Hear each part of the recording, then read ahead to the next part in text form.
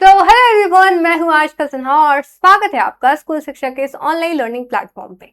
पिछले वीडियो में हमने बात किया था सैनिक स्कूल क्लास 9 के एग्जाम पैटर्न के बारे में और इस वीडियो में हम लोग देखने वाले हैं इसके डिटेल्ड सिलेबस के बारे में, यानी जो भी सेक्शंस हमने डिस्कस किए थे जो आपके क्लास 9 में पूछा जाता है, अब उसमें से आपको कौन कौन से टॉपिक्स चैप्टर्स पढ़ने हैं जो ऑफिशियली प्रोवाइड किया गया है सिलेबस सैनिक स्कूल के द्वारा, उसको हम लोग यहाँ पे डिस्कस करने वाले हैं। तो अगर आप चैनल पे न्यू है तो जरूर से सब्सक्राइब कर लीजिए ताकि आगे आने वाली वीडियो की अपडेट्स आपसे मिस ना हो। तो चलिए बिना किसी देरी के वीडियो को स्टार्ट करते हैं। सबसे पहले इसके एग्जाम पैटर्न को ब्रीफली डिस्कस कर लेते हैं ताकि सब रिकॉल हो जाए।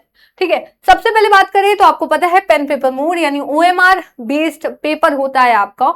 ओएमआर शीट मिलती है और क्वेश्चन बुकलेट मिलता है। ठीक है, फिर आते हैं सिर्फ और सिर्फ इंग्लिश मीडियम में आपका पेपर होता है। ठीक है, हिंदी में भी नहीं आता क्लास 6 की तरह कि आपको 13 लैंग्वेज का ऑप्शन दिया गया। ठीक है, तो हिंदी में भी नहीं है, इंग्लिश में।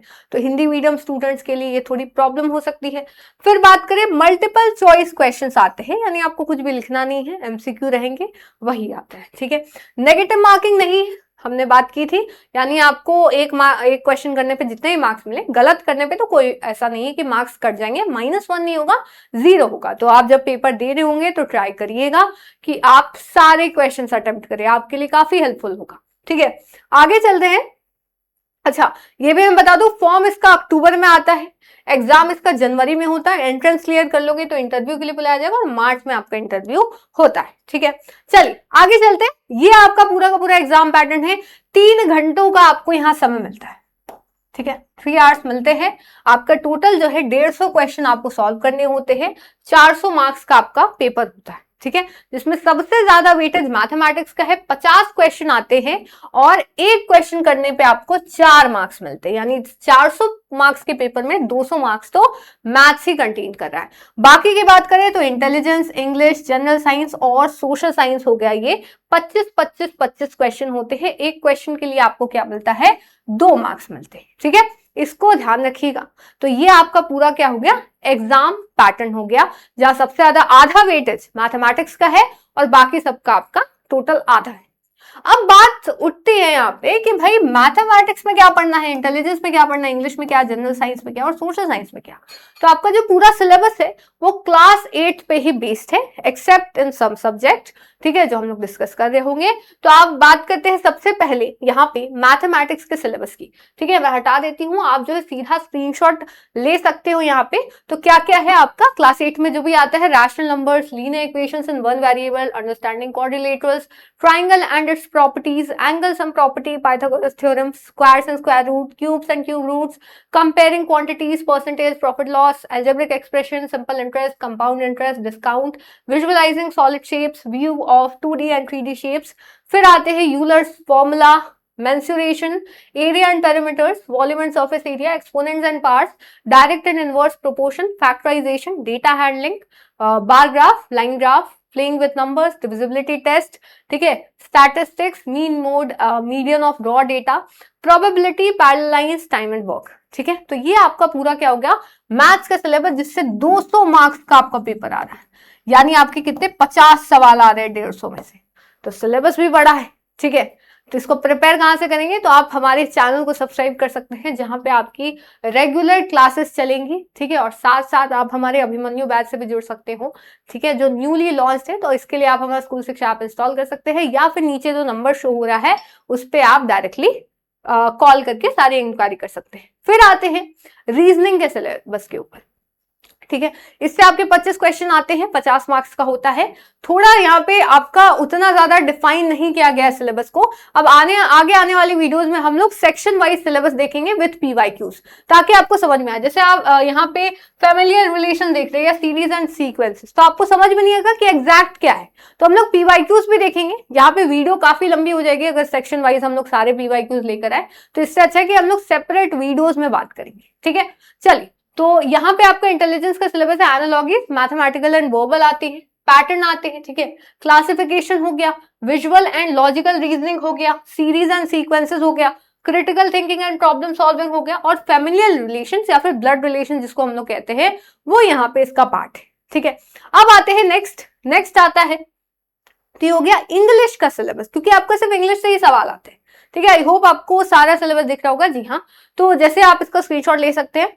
अब हम लोग थोड़ी बात कर लेते हैं क्या क्या आता है। Spotting errors, comprehension passage, antonyms, synonyms, preposition, change of numbers, articles, types of verbs, tense form, narration, confusing word, subject verb agreement, correct spellings, order of words in a sentence, idioms and phrases, sentence improvement, change of sentence as directed, sentence formation, phrase and clauses, kinds of noun, adjectives, interjection, question tags, adverbs, conjunctions, conditions, comparison of adjectives, voices, types of sentences, personal pronoun, change of gender. ठीक है, तो ये आपका पूरा का पूरा क्या हो गया, इंग्लिश का सिलेबस हो गया।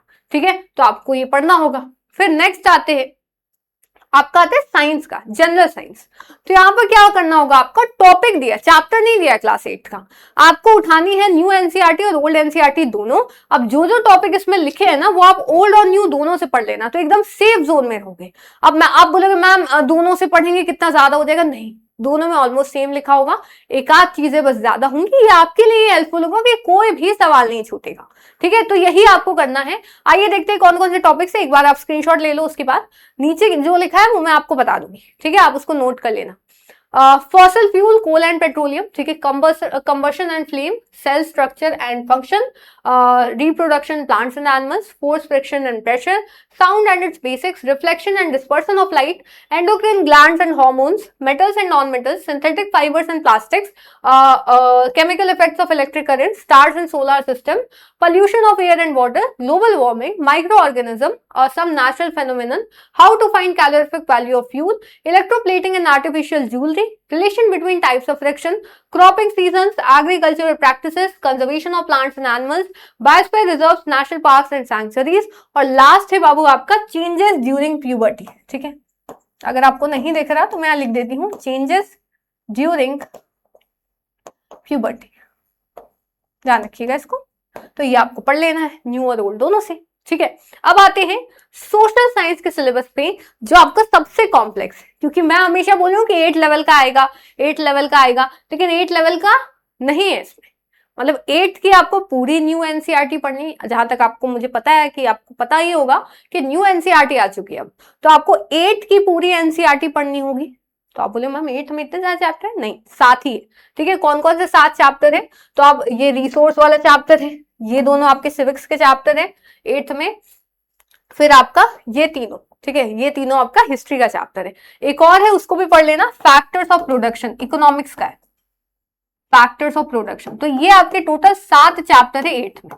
तो बोले मैम बाकी क्या है, इतना सारा बाकी, तो बाकी बाबू आपका 6th के भी एनसीईआरटी आई है, 7th के भी चैप्टर्स है और 8th के भी चैप्टर्स, जो हम लोग आपको पूरा पढ़ाएंगे। ठीक है, 6th के जो भी चैप्टर्स हैं यहाँ पे, जैसे लोकेटिंग प्लेसेस ऑन अर्थ, ये आपका 6th का है। ठीक है, 7th का भी है आपका, जैसे गुप्ता एम्पायर 7th का है। ठीक है, 8th का तो मैंने बता ही दिया। तो ऐसे जो है आपको 6th, 7th और 8th तीनों के चैप्टर्स पढ़ने होंगे, कुछ कुछ, जो आपके टोटल मिला के 23 चैप्टर बनते हैं। एक मैंने और ऐड किया 24। ठीक है, तो ये आपका क्या है, सिलेबस है पूरा का पूरा, सैनिक स्कूल क्लास 9th का ऑफिशियल सिलेबस है, कुछ भी यहाँ पे छूटा नहीं है। तो उम्मीद है आपको सारी चीजें समझ में आई होंगी। कोई भी डाउट हो तो कमेंट सेक्शन में पूछ सकते हो। नेक्स्ट वीडियोस में हम लोग डिटेल्ड सिलेबस लेके आएंगे, हर एक सेक्शन वाइज विद PYQ 2025 का और 2026 का, ताकि आपको एक आइडिया मिले। तो अगर आपने अभी तक चैनल को सब्सक्राइब नहीं किया तो जरूर से सब्सक्राइब कर लीजिए। वीडियो समझ में आई हो तो लाइक कर दीजिएगा, जो भी डाउट है कॉमेंट कर दीजिए, और अपने दोस्तों के साथ जो सैनिक स्कूल की प्रिपरेशन करना चाहते हैं आपके साथ, उनके साथ जरूर शेयर करिएगा। मिलते हैं फिर नेक्स्ट वीडियो में, तब तक के लिए thank you so much, bye, Jai Hind, जय भारत।